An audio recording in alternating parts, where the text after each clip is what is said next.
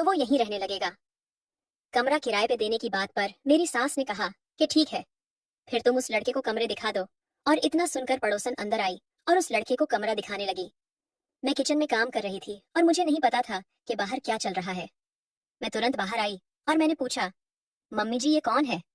पर शायद उनको मेरी आवाज सुनाई नहीं दी, या फिर उन्होंने जानबूझकर अनसुनी कर दी। मैंने फिर से पूछा, मम्मी जी ये कौन है? सासू माँ ने कहा, ये वो लड़का है जो किराए पर कमरा लेना चाहता है। इतने दिनों बाद किसी नए चेहरे को देखकर मेरे चेहरे पर ताजगी आ गई थी। उसके आने से मैं बहुत खुश थी। मैंने उस लड़के की तरफ देखा तो वो बहुत ही हैंडसम था। उसकी बॉडी भी बहुत अच्छी थी। उसने भी मेरी तरफ तिरछी नजर से देखा और मैं भी बस उसी को देखे जा रही थी। मैंने मम्मी जी से कहा, मम्मी जी कोई बात नहीं, आप उसको एक कमरा रहने के लिए दे दो। और वो वैसे भी अपने यहाँ बहुत सारे कमरे खाली पड़े हैं, हमें हर महीने किराया भी मिलेगा और उसका भी काम हो जाएगा। सासू माँ को मेरी बात अच्छी लगी और वो कमरा किराए पर देने के लिए मान गई। अब वो लड़का हमारे घर में ही किराए पर रहने लगा। हमारे घर में एक ही बाथरूम था और वो लड़का भी वही बाथरूम इस्तेमाल करता था जो हम सब इस्तेमाल करते थे। एक दिन उस लड़के की गैस खत्म हो गई तो वो हमारे घर आया और मेरी सास से बोला, आंटी जी, मेरे यहाँ की गैस खत्म हो गई और बहुत रात भी हो गई है, क्या आज रात के लिए मैं आपका किचन इस्तेमाल कर सकता हूँ? मेरी सास बोली, कोई बात नहीं बेटा, आज रोटी हमारे यहाँ से खा लेना, शिवानी भाभी रोटियां बना के तुम्हारे कमरे तक पहुंचा देंगी। लड़के ने कहा, थैंक यू आंटी, आप लोग बहुत अच्छे हो। और इतना कहकर वो अपने कमरे में चला गया। मेरी सास मुझसे बोली, शिवानी उस लड़के के लिए 4-5 रोटियां बना दो और सब्जी के साथ उसे दे दो। मैंने कहा, ठीक है मम्मी जी। मैंने जल्दी से रोटियां बनाकर उसकी थाली लगा दी और उसे देने के लिए चली गई। मैंने उसके कमरे का दरवाजा खटखटाया तो अंदर से आवाज आई, भाभी दरवाजा खुला हुआ है, आप अंदर आ सकती हो। मैं अंदर गई और कहा, मैं आपके लिए खाना लेकर आई हूँ। उसने मेरे हाथों से थाली लेकर मेज पर रख दी और थाली लेते समय उसकी उंगलियां मेरे हाथों से टकरा गईं। वो बोला, भाभी जी आप भी बैठ जाइए। मैं पराए मर्द की महक से अपने होश खो रही थी। मैंने कहा, नहीं अमन, आप खाना खाओ, मुझे अभी बहुत सारे काम करने हैं। अगर आपके साथ बातें करने बैठ जाऊंगी तो काम में देर हो जाएगी। उसने कहा, अच्छा 2 मिनट के लिए ही बैठ जाइए, कम से कम हमारा परिचय ही हो जाएगा। अभी तो हम दोनों ही एक दूसरे के लिए बिल्कुल अजनबी हैं। उसकी बात मानकर मैं कुछ देर उसके पास बैठी रही। वो उस वक्त टीवी पर कोई मूवी देख रहा था। वो एक इंग्लिश मूवी थी। मैं भी उसके साथ बैठकर मूवी देखने लगी और अचानक से उसमें एक किसिंग सीन आ गया। वो सीन देखते ही मैंने अपनी नजरें घुमा ली। उसने मेरी तरफ देखते हुए कहा कि पता नहीं ये फिल्म वाले भी कैसे कैसे सीन डाल देते हैं। मुझे पता था कि अगर मैं कुछ देर और यहाँ रही तो खुद पर काबू नहीं रख पाऊंगी, इसलिए मैंने उससे कहा कि अमन अब तुम खाना खाओ, मैं फिर कभी आऊंगी। वो बोला, प्लीज भाभी बैठिए ना, मेरे साथ पूरी मूवी देख लो फिर चली जाना। मैंने कहा, नहीं, और इतना कहकर मैं अपने घर चली आई। सारा काम खत्म करके जब मैं लेटने गई तो मुझे नींद नहीं आ रही थी। मेरी ननद सो चुकी थी और मैं लेटकर तारे गिन रही थी। अचानक से मेरा ख्याल उस लड़के की तरफ गया। मैं उस लड़के के बारे में सोचती रही कि वो कितना ताकतवर और हैंडसम है। आज जब मैं उसे रोटी देने गई थी तभी मैंने तय कर लिया था कि अब मैं उसे अपने सिर का ताज बनाऊंगी और उसकी हर ख्वाहिश पूरी करूंगी। बहुत देर तक मुझे नींद नहीं आ रही थी, इसलिए मैं उठकर बाथरूम चली गई। जब मैं बाथरूम गई तो मैंने सुना कि सास ससुर के कमरे से कुछ आवाजें आ रही थीं। वैसे तो ये आवाजें रोज ही आती थीं, पर आज बहुत तेज थी। उन्हें सुनकर मुझे कुछ कुछ होने लगा।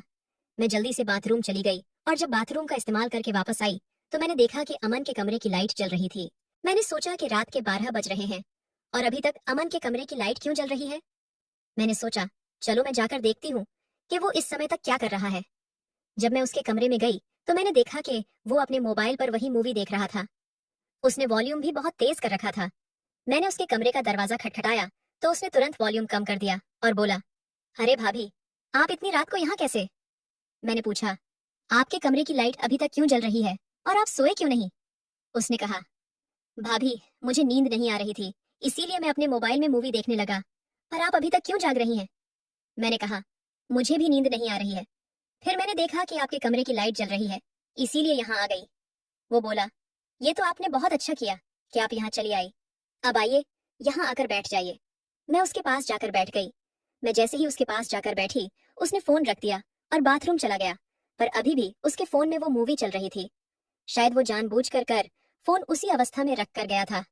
मैंने चुपके से फोन की तरफ देखा और मूवी देखने लगी। कुछ देर बाद अमन आ गया और उसे पता चल गया कि मैं चुप चुप कर मूवी देख रही हूँ। उसने फोन उठाया और बोला, भाभी क्या आपको भी मूवी देखनी है? मैंने कहा, नहीं नहीं। वो बोला, अरे भाभी एक बार देखो तो। जब आप देखना शुरू करोगी तो आपको भी बहुत मजा आएगा। इतना कहकर उसने अपना मोबाइल मेरे हाथ में थमा दिया। मैंने कहा, नहीं अमन, मैं नहीं देखूंगी। मैंने उसकी तरफ नहीं देखा, लेकिन उसने अपना मोबाइल मेरे हाथ में थमा दिया और बोला, क्या आप मेरी इतनी सी बात भी नहीं मानोगी? मैंने उसकी तरफ देखा और इसके बाद मैं उसे मना नहीं कर पाई। मैं और अमन साथ बैठकर मूवी देखने लगे। मूवी देखते देखते अमन ने मेरे सिर पर हाथ रख दिया, पर मैं उसे रोक नहीं सकी, क्योंकि मैं पूरी तरह से अपने कंट्रोल से बाहर हो चुकी थी। वो मेरे हाव भाव देखकर काफी कुछ समझ चुका था। वो धीरे से उठा और बोला, भाभी आप बैठो, मैं लॉक लगा कर आता हूँ। मैं जाकर उसके बेड पर बैठ गई और थोड़ी देर बाद वो भी आ गया। मैं भी सास ससुर की वो सारी हरकतें देखकर पागल हो चुकी थी, इसलिए मैंने भी अमन का कोई विरोध नहीं किया। और उसे पूरी इन हरकतों के बारे में पता चलेगा तो उन्हें कितना बुरा लगेगा, क्या तुम ये समझती हो? जब मैंने उससे बहुत विनती की तो वो बोली कि तुम कुछ भी करो, मुझे इस बात से फर्क नहीं पड़ता। और इतना कहकर वो बिस्तर पर जाकर लेट गई और सो गई। इस सब के बाद मैं कुछ दिनों तक अमन के पास नहीं गई, क्योंकि मेरे दिन आ गए थे। इसलिए मैंने सोचा कि अब मैं 4-5 दिनों तक अमन के पास नहीं जाऊंगी। एक रोज की बात है कि अचानक से आधी रात को मेरी आंख खुल गई। जब मैं उठी तो मैंने देखा कि मेरी ननद सीमा अपने बिस्तर पर नहीं थी। मुझे लगा कि शायद वो बाथरूम गई होगी, पर काफी देर बाद भी वो वापस नहीं आई। मैंने बाथरूम में जाकर देखा तो वो वहां भी नहीं थी। फिर मैंने सोचा कि क्या वो अमन के पास गई है। मैं धीरे से चल के अमन के कमरे तक गई और खिड़की से अंदर झांकने लगी तो मैंने देखा कि सीमा और अमन एक साथ थे। उन दोनों को इस तरह देखकर मुझे एक झटका सा लगा, पर मैंने कोई शोर नहीं किया और चुपचाप अपने कमरे में आकर लेट गई और सोने का नाटक करने लगी। थोड़ी देर बाद सीमा भी आ गई। मैंने अनजान बनते हुए उससे पूछा कि तुम इतनी रात को कहाँ गई थी? वो एकदम से हड़बड़ा गई और बोली, भाभी, मैं बाथरूम गई थी। मैंने कहा, पर मैंने तो तुम्हें अमन के साथ रंगरलियां मनाते देखा है। उस दिन मुझे तो बहुत ज्ञान दे रही थी और आज खुद भी वही कर रही थी। वो बोली, देखो भाभी, आप भी तो उसके पास जाती हो ना, फिर मैं क्यों नहीं जा सकती? और अगर आप चाहती हो कि आपकी बात हम दोनों के बीच ही रहे, तो आपको भी ये वादा करना पड़ेगा कि आज जो भी हुआ वो भी केवल हम दोनों के बीच ही रहेगा। मुझे भी उसकी बात से कोई प्रॉब्लम नहीं थी, इसलिए मैंने भी हामी भर दी। अब हम दोनों ही अमन के साथ होते थे और वो हम दोनों से आनंद लेता था।